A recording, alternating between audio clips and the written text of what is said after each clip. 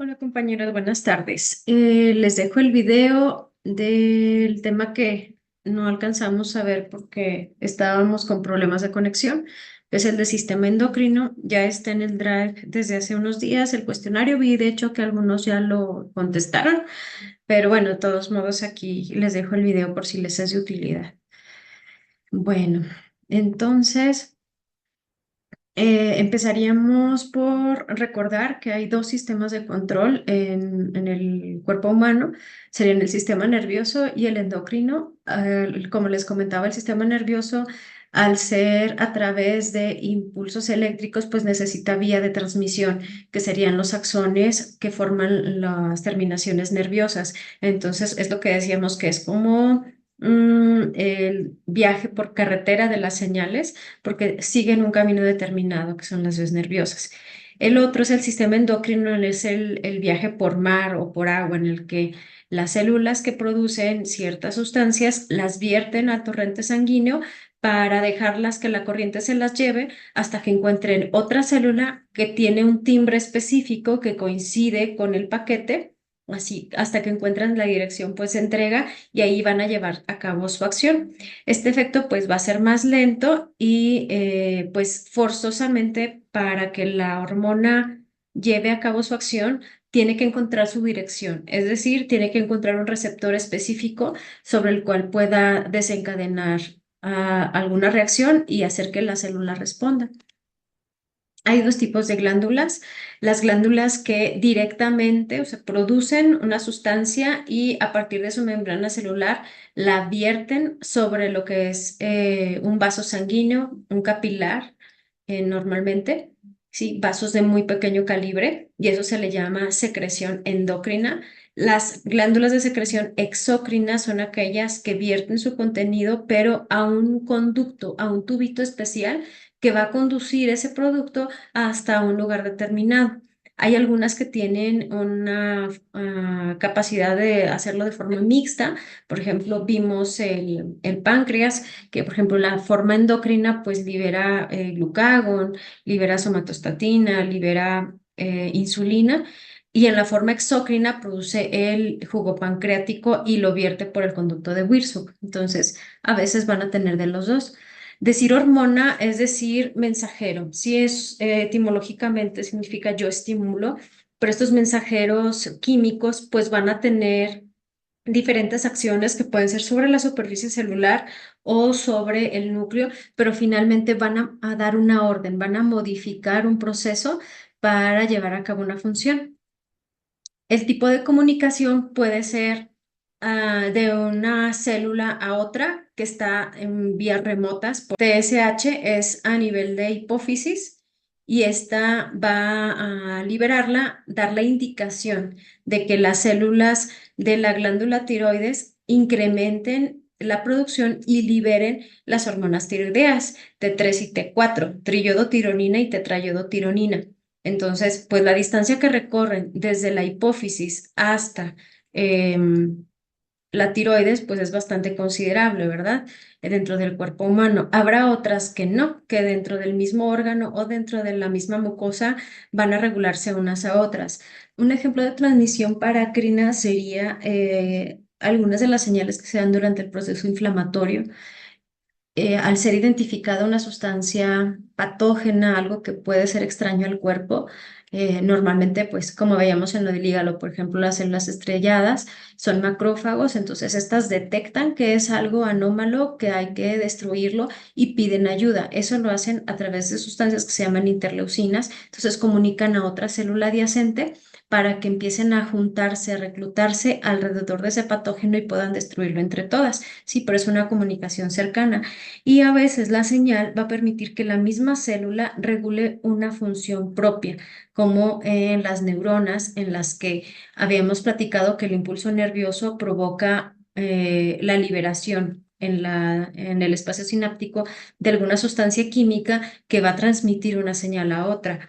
Entonces, uno de los procesos para regularse, además de que el cese del impulso eléctrico presente, pues va a ser el que la misma célula, al detectar que ya liberó demasiada sustancia, empiece a disminuir la capacidad de eliminación o la capacidad de expulsar este líquido al espacio al espacio sináptico, perdón.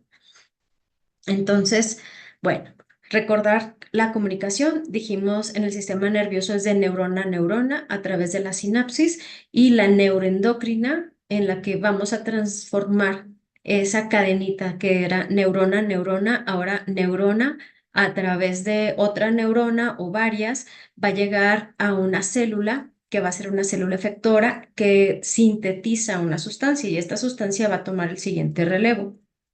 Entre los tipos de hormonas, por su componente o su estructura química, se pueden clasificar como proteínas, como algunos fragmentos de aminoácidos, es decir, que son pequeños, y lipídicas. Entonces, esto va a determinar también la capacidad para entrar o no a un núcleo dentro de una célula o la necesidad muchas veces de unirse a otra proteína para ser transportada o almacenada durante su unión a proteínas en sangre periférica. Sí, regularmente las proteínas peptídicas y derivados de aminoácidos van a llevar a cabo su acción solamente a través de receptores que están en la superficie de la célula. Las lipídicas, estas sí, al ser altamente liposolubles, obviamente, van a poder pasar la membrana celular y encontrar receptores que están dentro del núcleo. Aquí vemos un ejemplo, una hormona proteica, cómo actuaría sobre un receptor en la membrana celular y el núcleo el núcleo en el caso de la acción de la hormona tiroidea, pues sería el que tiene el receptor. Entonces tendría que atravesar todo el citoplasma para llegar a generar su efecto. Una vez liberadas las hormonas, algunas van a sufrir transformaciones a nivel hepático, es decir, fraccionamiento de las cadenas de aminoácidos que forman las proteínas, o bien los esteroides van a sufrir otros procesos químicos que se llama conjugación a nivel hepático para finalmente llevar a cabo su acción. Las hormonas hipotalámicas tienen una actividad muy corta que puede ser hasta de 5 o 10 minutos y los esteroides hasta 100 minutos. En el caso de las hormonas tiroideas, su actividad se puede extender por varios días una vez que ya están presentes. Estos son lo que habíamos comentado como sistemas de control. Hay una hormona que va a aumentar, ¿sí? el calcio. Entonces, al aumentar el calcio y detectar que ya hay niveles suficientes, pues tiene que parar. Entonces, otra hormona va a dar la señal de que pare. En este caso sería la calcitonina, ¿sí? Entonces, paratormona y calcitonina serían un ejemplo de este tipo de regulación. A veces tiene que haber más sistemas implicados. Otro de los ejemplos sería la liberación de las hormonas esteroideas y el cortisol en específico, ya que a partir de la adenohipófisis se va a liberar ACTH, que es el factor estimulante de secreción de corticosteroides. Entonces, este va a actuar sobre la glándula suprarrenal. La glándula suprarrenal va a liberar cortisol y del cortisol, al estar incrementando sus niveles, va a frenar que esté liberando ACTH. Entonces, va a frenar en este caso a la hipófisis al haber niveles altos de cortisol. De esta manera, la adenohipófisis va a dejar de estimular a la glándula suprarrenal para que no suban los niveles de cortisol. En otras ocasiones va a ser que a partir de un estímulo nervioso se produzca la liberación de oxitocina y regularmente el sistema de retroalimentación pues también va a ser químico, ya sea que regule o pare el receptor para que ya no haya más señales nerviosas o bien que a través de una sustancia se inhiba la actividad de la neurona.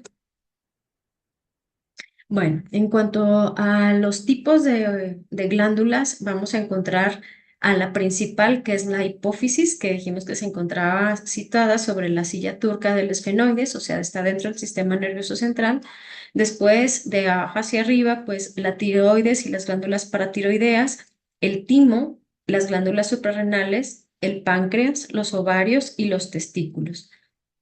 Hay otros órganos que también tienen alguna función endocrina, es decir, que liberan algún mensajero que va a llevar a cabo su acción. Uno de estos es la placenta, que libera la gonadotropina coriónica humana. Es una hormona que hace una transición para mantener el cuerpo lúteo y la decidua o la reacción dentro de la matriz y que se pueda dar la implantación durante las primeras semanas. Y es esta la hormona que puede ser detectada en las pruebas de embarazo. El corazón va a liberar una sustancia que se llama péptido natriurético auricular, que es sintetizado a nivel de la aurícula, como su nombre lo dice, y que lo que va a provocar es que disminuya los niveles de sodio. Entonces va a hacer que a nivel renal se esté tirando un poquito más de sodio y ocurre pues cuando se detectan que hay mayor presión osmótica y mayor presión sobre las cavidades como tal de la aurícula. Entonces necesitan reducir el volumen. En el caso del timo, que esta estructura tiene funciones más bien relacionadas al sistema inmunológico, va a producir estas hormonas, la timopoyetina, la timostatina, que van a tener funciones asociadas a la maduración de células de la defensa, de linfocitos T principalmente.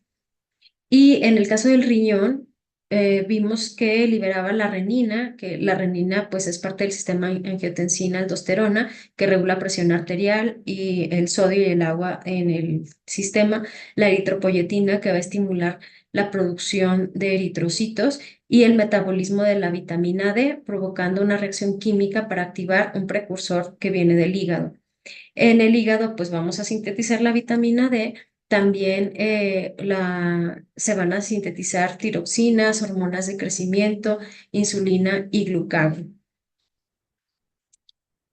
Bueno, a nivel de la hipófisis, acá arriba en sistema nervioso, vamos a hacer una división. Aquí tenemos una parte que es la posterior, la neurohipófisis, y la parte anterior que es la adenohipófisis. En la adenohipófisis tenemos estos tipos celulares que van a producir sustancias específicas, mensajeros u hormonas que van a llevar a cabo su acción en cada uno de los órganos como vemos acá abajo. Entonces van a viajar por todo el torrente sanguíneo hasta encontrar el órgano que tiene el timbre o el receptor adecuado para llevar a cabo su acción. ¿Ok? Entonces, la parte posterior, que es la neurohipófisis, tiene una función más dirigida al almacenamiento, no a la producción, porque va a almacenar sustancias que se producen en núcleos del hipotálamo. ¿Sí? Que, bueno, aquí va a estar asociado a la actividad de la oxitocina y la ADH o hormona antidiurética, pero estas se producen en el hipotálamo. La parte principal va a ser la de una hipófisis porque es la que nos va a regular los principales ciclos hormonales. Entonces tenemos a la célula somatotropa que secreta la hormona del crecimiento, la célula tirotropa que secreta TSH u hormona estimulante de la tiroides, la célula gonadotropa que secreta FSH y LH, la lactotropa que secreta prolactina, ¿ok? Y también está otra hormona que es la ACTH, que es el factor liberador de corticotropina. Entonces, el factor liberador de cortisol o la hormona corticotropina. Esta hormona va a actuar sobre las glándulas suprarrenales para liberar cortisol. ¿Sí? Entonces, aquí tenemos como la hormona de crecimiento va hacia los huesos, al músculo, la TSH a la tiroides para llevar a cabo su acción, a a la suprarrenal, a las mamas y a las gónadas para llevar a cabo su acción. A nivel del hipotálamo, entonces, dijimos que se van a producir otras hormonas, ¿verdad? Esta sería la estructura del hipotálamo, bueno, un esquema en cuanto a sus núcleos. Aquí lo relevante sería que los núcleos supraóptico y el núcleo paraventricular son los que van a sintetizar tanto la oxitocina como la hormona antidiurética que van a descender y se van a almacenar a nivel de la neurohipófisis o hipófisis posterior. Este es un cuadrito, un resumen de dónde llevan a cabo la acción estas hormonas, cuál es su tejido diana o cuál es su objetivo de encontrar a nivel sistémico, ¿sí? La hormona de crecimiento llegaría primero al hígado, la tiroestimulante la tiroides, folículo estimulante y luteinizante las gónadas, prolactina a las glándulas mamarias y la ACTH a la corteza suprarrenal, la hormona melanocito estimulante iría hacia el cerebro, aunque su actividad pues es incierto. Aparentemente también forma parte de los sistemas que dan el color a la piel, pero no se conoce bien su efecto. Bueno, y aquí quiero representarles un poquito de lo que son los sistemas, o sea, cómo se van a enlazar. Sí, obviamente los detalles, pues no es necesario que los aprendan, pero sí que tengan noción, porque esta es la forma en la que se enlazan las actividades a nivel nervioso o el sistema nervioso central con las señales químicas. ¿Sí? A nivel del tálamo y el hipotálamo, tenemos entonces núcleos que van a transmitir impulsos, pero que en esos impulsos ya no lo van a transmitir por carretera, ahora lo van a transmitir por agua, es decir, desencadenan señales químicas. En este caso, tenemos el primer ejemplo que es el de la hormona prolactina. Sí, la prolactina va a ser incrementada por varios estímulos, como vemos acá arriba, principalmente el estrés. Hay otros factores que van a incrementarlo, como pueden ser algunos tipos de medicamentos o la actividad de la oxitocina, la estimulación en ciertas partes del cuerpo, específicamente en la glándula mamaria, van a incrementar o van a promover la liberación de prolactina. Entonces, esto va a actuar sobre el hipotálamo a través de qué? De señales nerviosas. Por ejemplo, el estrés tiene que haber un análisis de acuerdo pues al conocimiento, a la memoria de la persona para que identifique algo como riesgoso, como peligroso y eso activar a nivel de hipotálamo la transmisión a partir de dopamina, de noradrenalina, gabapentina y acetilcolina. Entonces, estas hormonas van a promover que se libere la dopamina y que va a ser el principal liberador. Hay un circuito, que es el circuito tuberoinfundibular, que es asociado a la actividad de la dopamina, que va a provocar directamente un incremento. Va a ser regulada por el factor inhibidor de prolactina y hay un factor liberador de prolactina que viene a partir de aquí, de la actividad del hipotálamo y de la dopamina. Entonces, al haber estos estímulos, va a incrementar la prolactina. Cuando esto ya es excesivo, cuando ya los niveles de prolactina han sobrepasado lo requerido, entonces va a haber un sistema de control. Los mismos niveles de prolactina van a ser detectados a nivel del hipotálamo y esto va a cesar la síntesis y la liberación. ¿Sí? Los estrógenos también pueden estimular a nivel de la adenohipófisis la liberación de prolactina. El principal estímulo para esto sería la succión del pezón y la actividad de oxitocina, por lo tanto es una hormona que va a preparar, en este caso el cuerpo de la mujer, para amamantar después del nacimiento. La oxitocina es la hormona que promueve la contracción del músculo liso del útero para provocar el nacimiento, o sea, la expulsión a través del canal del parto. Entonces, cuando sube mucho por la actividad del parto, eso va a dar más la succión del bebé, por eso la insistencia de que pegues a su bebé, señora, porque eso va a estimular la producción de leche a través de la prolactina.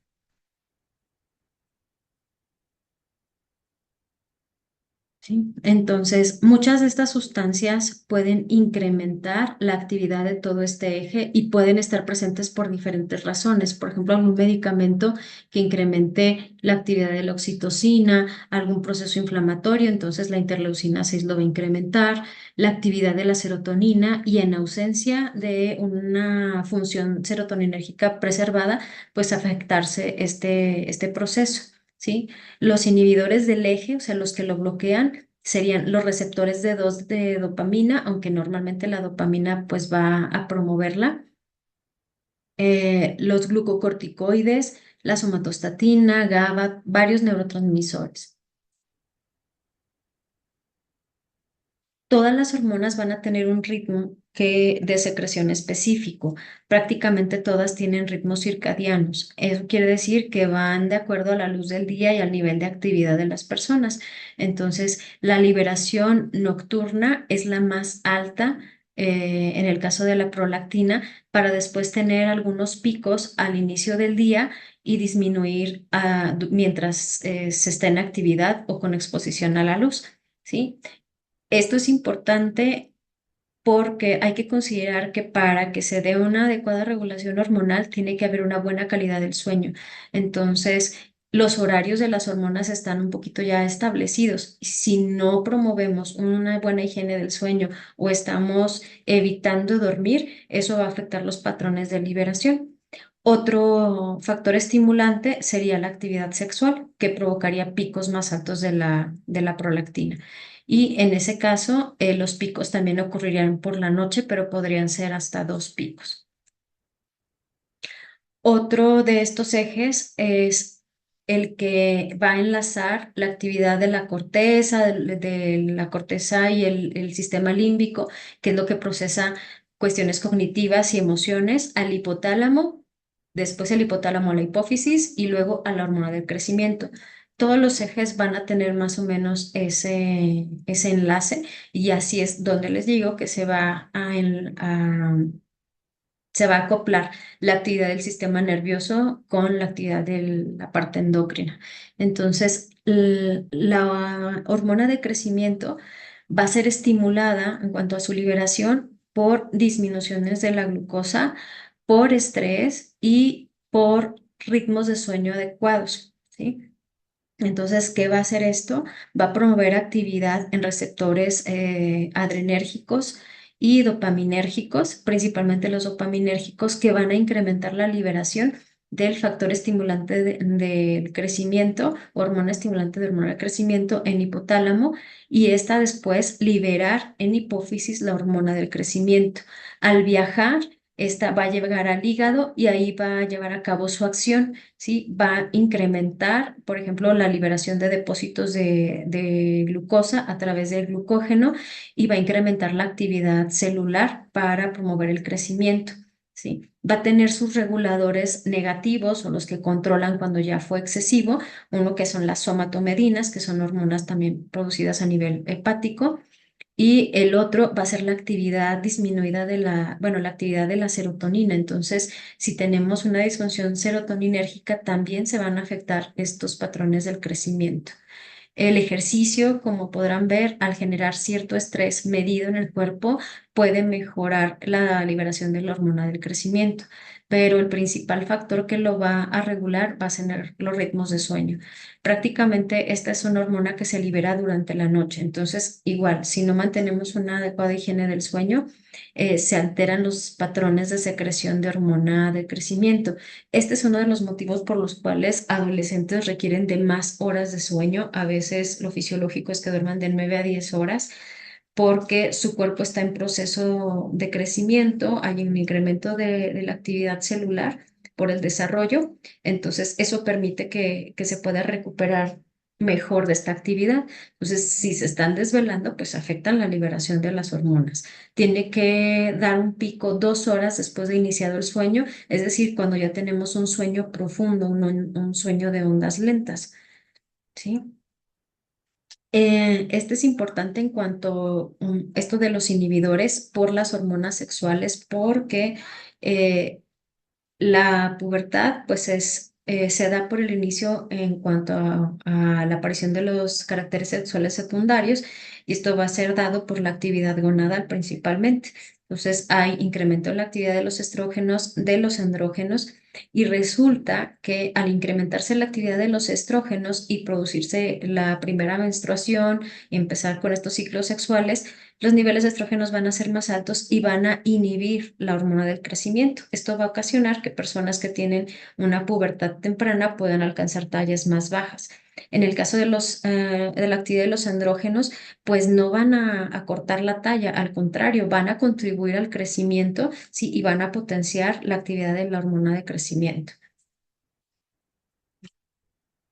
Otra de las actividades entonces que tiene la hormona de crecimiento, además de aumentar la tasa de replicación celular, va a ser disminuir la grasa corporal, genera incremento en los niveles de glucosa, como vimos, pues es para liberar los depósitos que hay.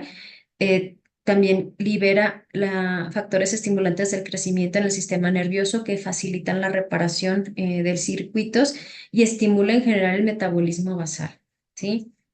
También van a estimular la secreción de grelinas que van a ser reguladores del proceso de ingesta y de saciedad.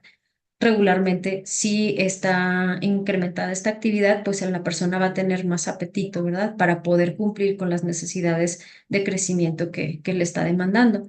Las somatostatinas, que son las que inhiben a la hormona del crecimiento, van a tener acciones parácrinas y acciones endócrinas, ¿sí? ¿Qué es lo que van a hacer? Inhiben a la hormona del crecimiento, inhiben la hormona tiroidea y otras actividades a nivel del aparato digestivo. Por ejemplo, disminuir la actividad de los islotes de Langerhans y por lo tanto, pues la actividad del glucagón. Esto va a ocasionar que se frene la necesidad de energía o la necesidad de consumo o de tasa metabólica a diferentes niveles celulares, ¿sí?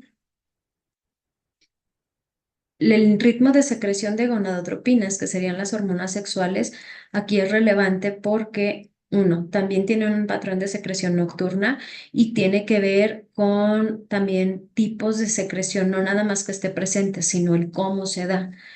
La hormona estimulante de gonadotropinas que viene del hipotálamo, esta tiene que estar estimulando en forma de pulsos, ¿sí? Es continua, digamos que está dando golpes, pero cada cierto tiempo va a incrementar la fuerza del golpe y tiene que mantener eso por cierto tiempo para lograr que la otra funcione. En este caso, como pueden ver aquí, GnRH, que es el factor hipotalámico, está golpeando y cuando da los golpes más altos y continuos, que puede durar por una cuestión de minutos, eso va a provocar que libere FSH y LH a nivel de la hipófisis. Cuando estos pulsos no se dan, la secreción no llega. Es como si tuviera que pegar varias veces o en un ritmo específico para que se lleve a cabo la otra acción. A veces las fallas en estos pulsos pueden generar problemas de fertilidad incluso, o también por situaciones de desnutrición, situaciones de mucho estrés. No se eliminan las hormonas sexuales o los promotores de hormonas sexuales, simplemente como no alcanzan los pulsos, no se da el proceso fisiológico. Eso puede tener manifestaciones como el retraso en el crecimiento, retraso en el desarrollo de los caracteres sexuales, ausencia de menstruación, entre otros. Entonces, aquí la GnRH, que es el factor liberador de hormona del crecimiento a nivel hipotalámico, es la que va a dar la pauta para liberar las otras dos, ¿sí? Y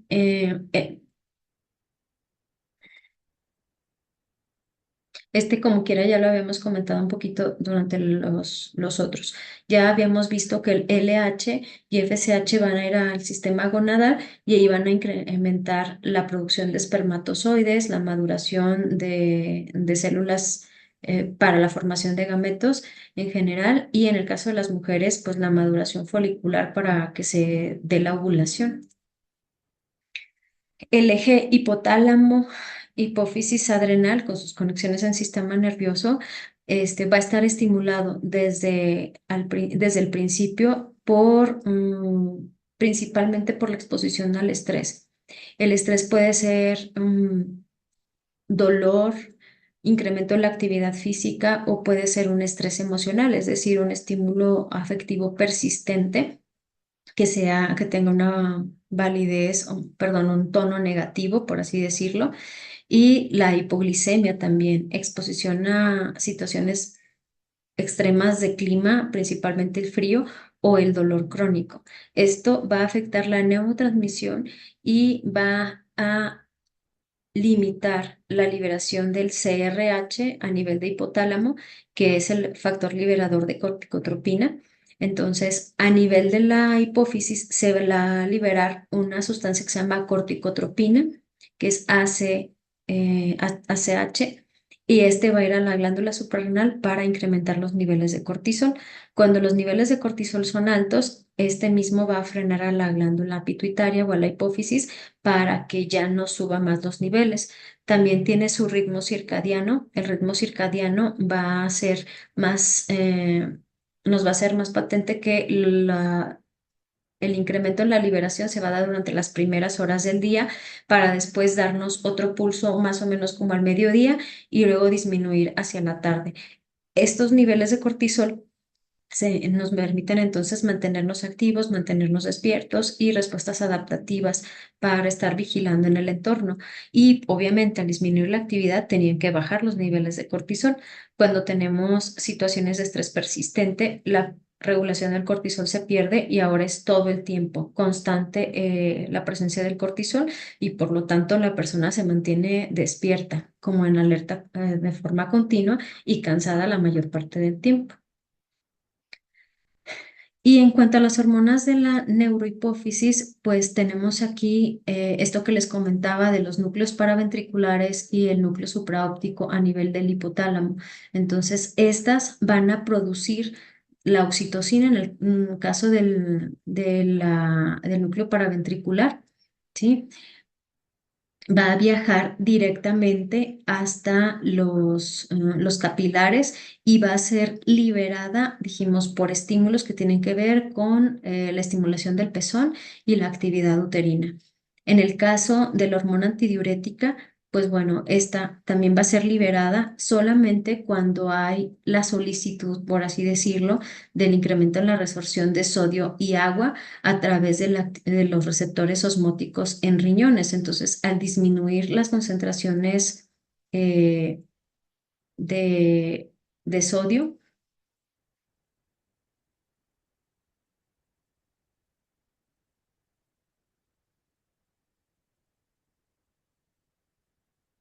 al incrementarse las concentraciones de sodio, van a mandar su señal de auxilio para que se incremente la retención de agua y se pueda regular otra vez los niveles de osmolaridad en plasma. Así, entonces, incrementa la resorción de agua, la recuperación de agua y provoca una contracción en las arteriolas para que no dejen escapar tanta agua. Mire, entonces sería, este es el ciclo en el caso de la hormona antidiurética. Sí, la presencia de deshidratación hace que a través de los receptores de osmolaridad en el hipotálamo, pues nos detecte que necesitamos más agua. Sí, también estos receptores pueden indicar que se incrementó la concentración de sodio y entonces van a cerrar la llave en los riñones para que no la dejen escapar. Del otro lado, pues también la hormona antidiurética va a provocar que se contraigan los vasos sanguíneos para que disminuya la eliminación o el volumen de líquido filtrado a nivel del riñón y por lo tanto se pierda menos. También va a incrementar la presión arterial.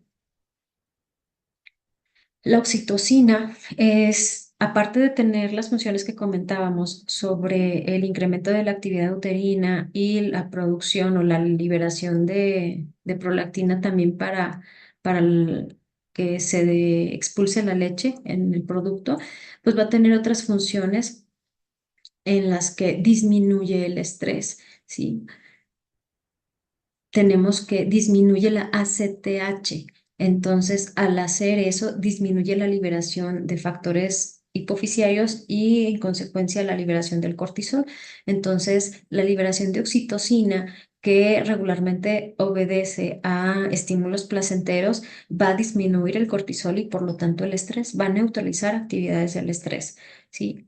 Además, se ha descubierto que no solamente la estimulación cercana en útero, en mamas, puede desencadenar esto, sino a veces el contacto social también va a promover la liberación de oxitocina.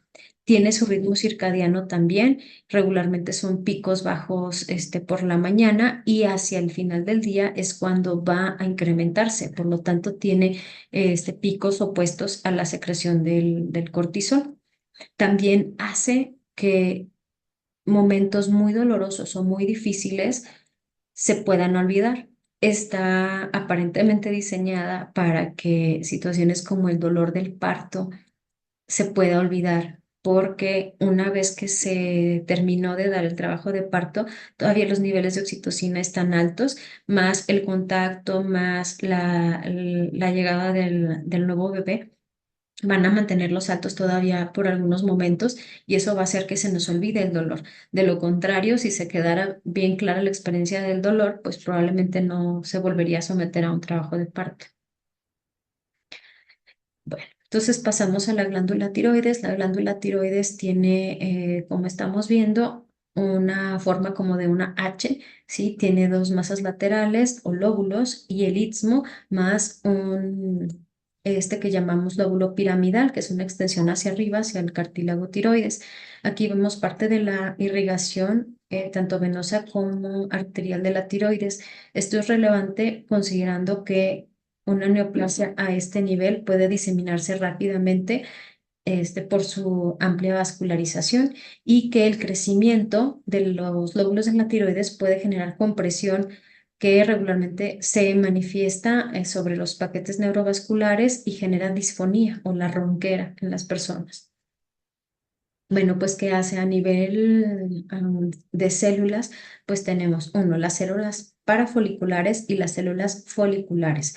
Dentro de las células foliculares, que son como que rodean una alberquita, pues está, la alberquita es el folículo tiroideo. Adentro está una sustancia que es una proteína, se llama tiroglobulina.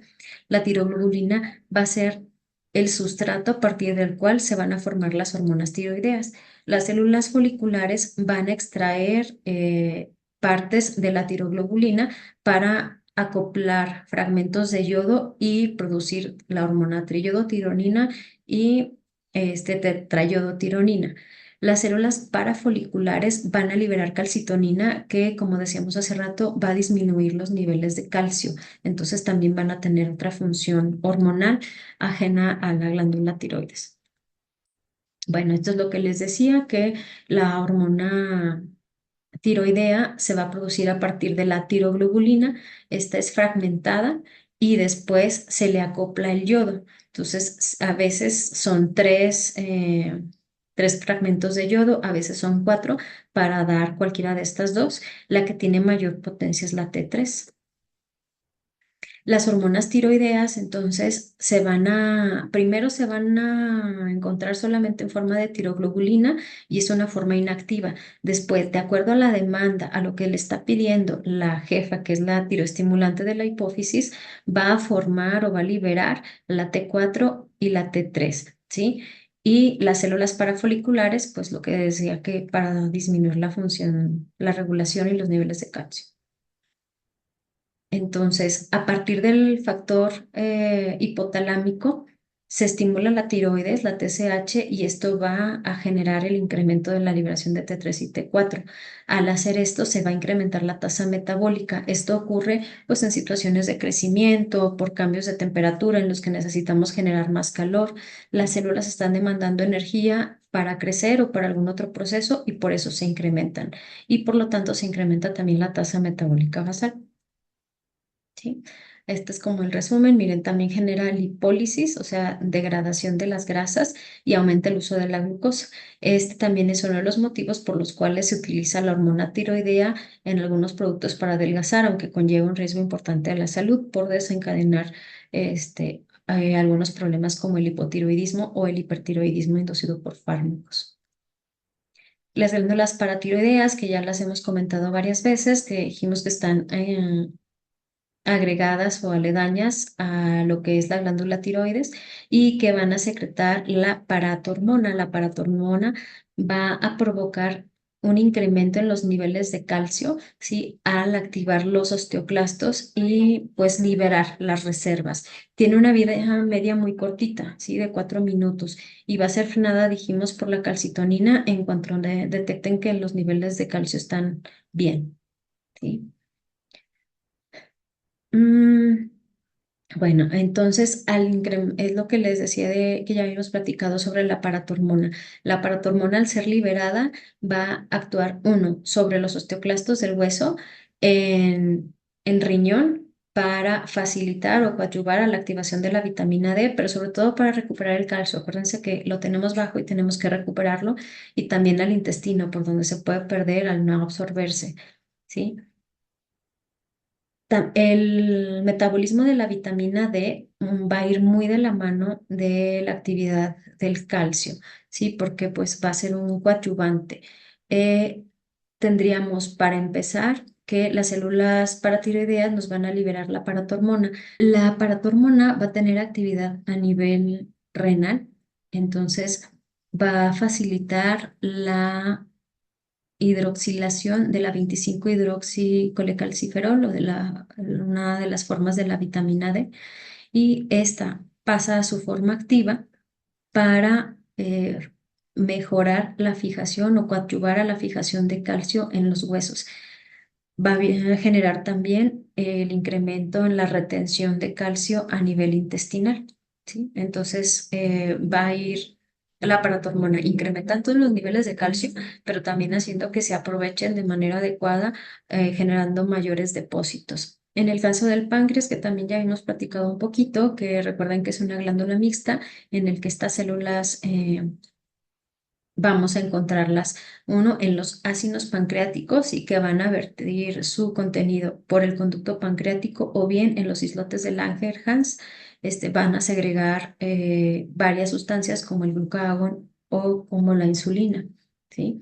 Aquí entonces tenemos los tipos celulares que encontraríamos en la parte endocrina, que son los islotes pancreáticos.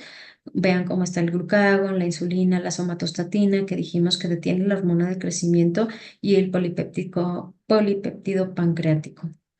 La insulina y el glucagón, que pues ya sabemos que van a regular los niveles de glucosa y los depósitos a partir del glucógeno. Entonces, glucogenólisis, que es la degradación de las reservas, y gluconeogénesis, que es formación de reservas de calcio. También de calcio, perdón, de glucosa. La glucosa que no se alcanza a metabolizar o a reservar a través del glucagón, pues va a ser convertida en triglicéridos. Ese es uno de los motivos por los cuales, aunque no comamos muchas grasas, si tenemos una dieta alta en carbohidratos, va a incrementar los niveles de triglicéridos.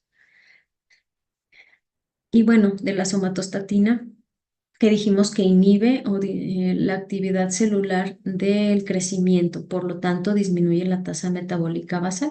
También va a ser liberada por las células delta de los islotes de Langerhans, y a nivel del aparato digestivo va a tener otras acciones como disminuir las secreciones en tubo digestivo, disminuir la movilidad del músculo intestinal, y también va a ocasionar que se pare la acción de la insulina y del glucagón, ¿sí? Que decíamos que era un ejemplo de regulación parácrina.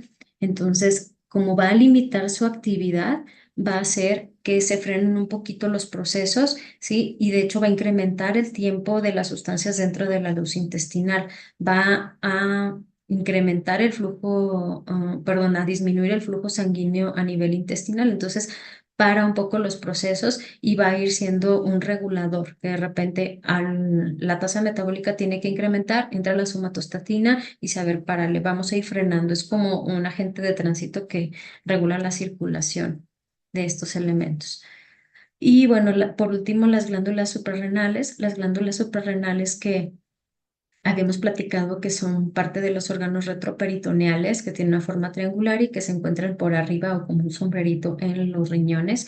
Estas glándulas suprarrenales van a tener una amplia vascularización, pero que es independiente de todo lo que es riñón. De hecho, vamos a encontrar tres zonas diferenciadas que aquí a nivel de su corteza más su médula. Entonces, la parte más importante en cuanto a su funcionamiento va a ser la corteza de esta glándula. A nivel de corteza, que es la más importante porque es lo del el 80% incluso de su masa, se van a formar varios tipos de hormonas, entre esos los esteroides, andrógenos, y vamos a encontrar también a la aldosterona, que es una reguladora de la presión arterial y del sodio. En el caso de la médula, pues aunque tiene un menor porcentaje de masa, va a ser importante porque libera adrenalina y noradrenalina y por lo tanto facilita la actividad del sistema nervioso simpático. A nivel de corteza, cada una de las zonas, glomerular, fascicular o reticular, va a producir una sustancia diferente. Como ven, la más externa, que es la glomerular, produce aldosterona, que genera reabsorción de sodio y de agua y pues que incrementa la presión arterial al participar del sistema renina-angiotensina-aldosterona. El otro, el fascicular, incrementa la liberación de cortisol, que va a incrementar los niveles de glucosa y tiene efectos inmunodepresores y antiinflamatorios. Y la zona reticular que libera esteroides, ¿sí? Lo que diríamos como esteroides, pero en general son aquellos que van directos o más asociados a la testosterona y por lo tanto un incremento en esta actividad provoca una masculinización. Personas que nacen con un defecto, se llama hiperplasia suprarrenal congénita, van a tener virilización por exceso de dihidroepiandrosterona y a veces son productos femeninos que tienen características sexuales anómalas o ambigüedad genital por esta razón. ¿Sí? En la médula, pues la adrenalina y la noradrenalina, que ya habíamos platicado, que tienen parte en el sistema nervioso autónomo, en su porción simpática, y por lo tanto incrementan la frecuencia cardíaca, incrementan la presión arterial, producen vasoconstricción, y pues como necesitamos energía, pues van a sacar las reservas del glucógeno para tener más glucosa disponible. ¿Sí? Y finalmente, pues las células gonadales, que ya habíamos comentado un poquito de esas hormonas, cómo van a llevar a cabo los ciclos sexuales. A nivel de gónadas, en el caso de los hombres, son las células de Leydig las que a partir de la LH o el factor hipofisiario van a producir también testosterona, ¿sí? Y las células de Sertoli que van a dar soporte y van a responder también a las gonadotropinas. ¿Sí? Entonces, para promover la formación de espermatozoides. En el caso de las mujeres, pues FSH y LH van a ser parte del ciclo ovulatorio, que sabemos que la que da el pico para generar la ovulación va a ser la hormona luteiniciante o LH.